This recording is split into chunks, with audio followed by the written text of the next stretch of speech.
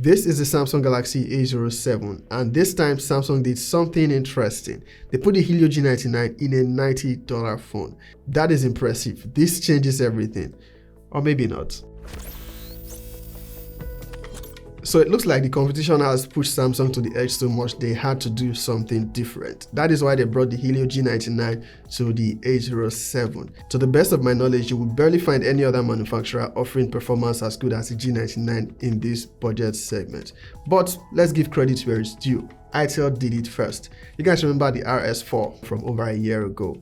Well, that also has the Helio G99, but that was a year ago. This time we are looking at the Samsung Galaxy A07 4G, the successor to the A06, and it has seen major improvements, especially that processor. If you've seen my previous review on the Galaxy A06, you might remember I complained of certain things about that device, which I'm happy to say some of them have been fixed here, but not entirely. It's still a Samsung entry-level device, so you still want to keep your expectations at entry level. Now, the reason why the Helio G99 being here is a big deal is because most manufacturers are using the Helio G81 at this price point. For context, that is the same processor you'll find on the current Galaxy A16 4G.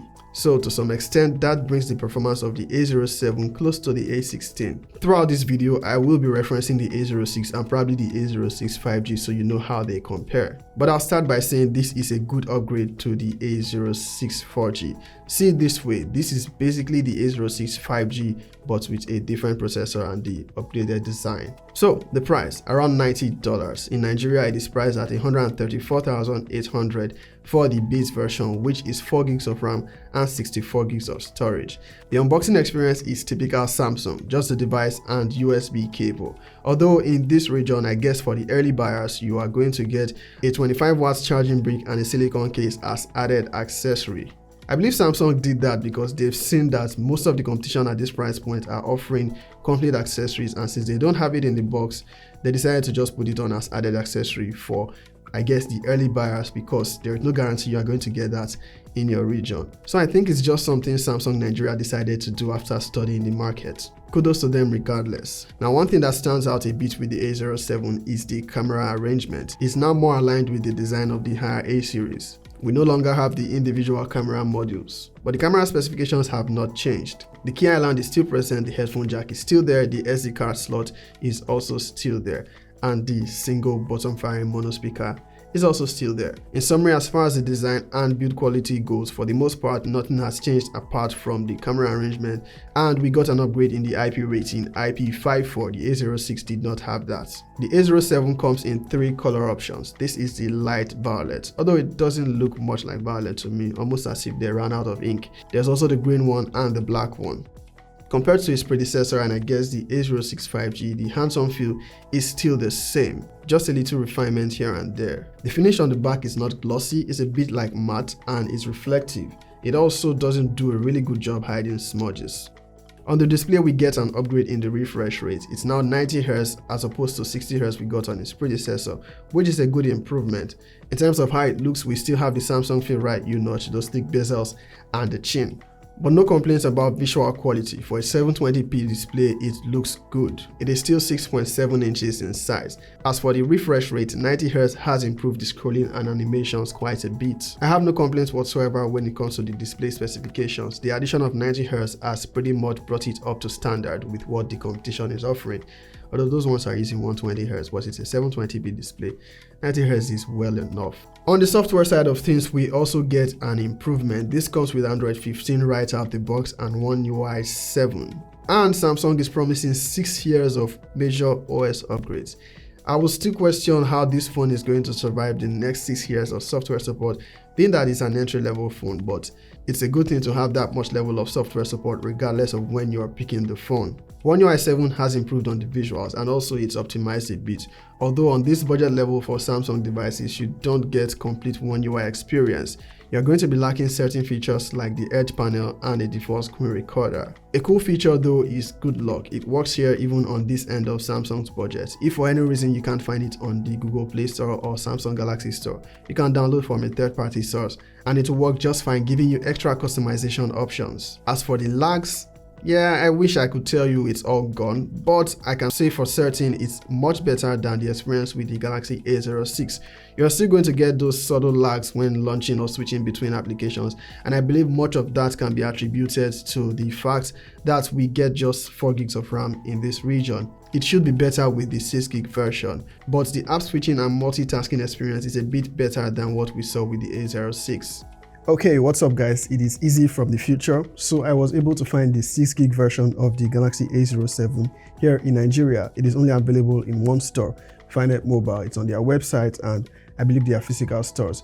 There's a good chance that other retailers will have it in stock soon, but I didn't find it anywhere else. So if you can pick up the 6 gig version of the A07, that's a better option than the 4 gig. For those that like to have AI on their smartphones, nope, we do not get that on the A07. At this end of the budget, I think you can only find it with Transsion phones, Tecno and Infinix, and I guess Itel. Now let's talk performance. That's where we have the major upgrade after all. It's a big jump from the Helio G81 Ultra.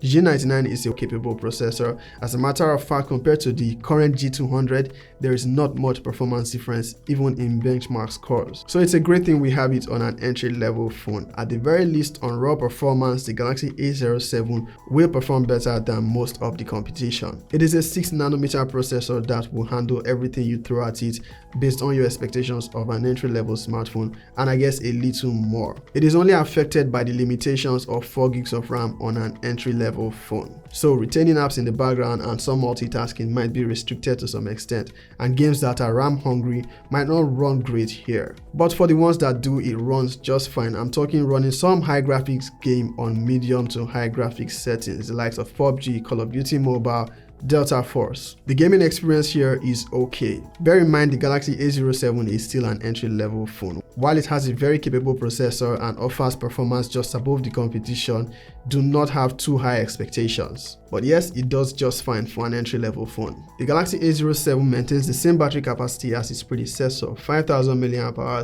and charging is still at 25 watts. Battery life is still as good as it was on the A06. You'll get close to 7 hours of screen on time and maybe even more, or less depending on how you use your phone. For the cameras, we still have the same specifications, 50 megapixel main and 8 megapixel selfie. Pictures come out great and you'll notice improvements to the processing when compared to the A06. You still want to stick to the ideal lighting conditions. That is the only way you get sharp images. The selfie camera also does great for 8 megapixels. You want to turn off the default beauty filters if you prefer sharp images. Video still maxes out at 1080p 30fps. There is no stabilization.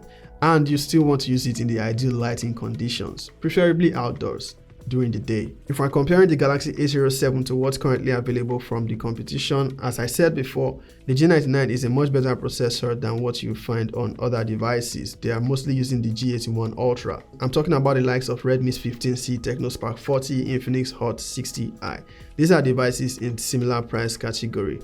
Although these devices offer something Samsung decided to exempt from this region. You get them in as much as 8 gigs of RAM and base storage options of 128 gigs. The A07 comes with just 4 gigs of RAM and the base version is 64 gigs, which I'll encourage you to avoid. Coming from the A06, you are getting an upgraded processor, so improved performance, also improved refresh rate, and there is improvement in the build quality thanks to the IP54 rating. And then more software support. I believe the A06 only gets 2 major OS upgrades. If you are comparing this to the Galaxy A06 5G, they are mostly the same in all specifications except for the processor. The A06 5G has a Dimensity 6300 which gives it 5G, while this uses a G99.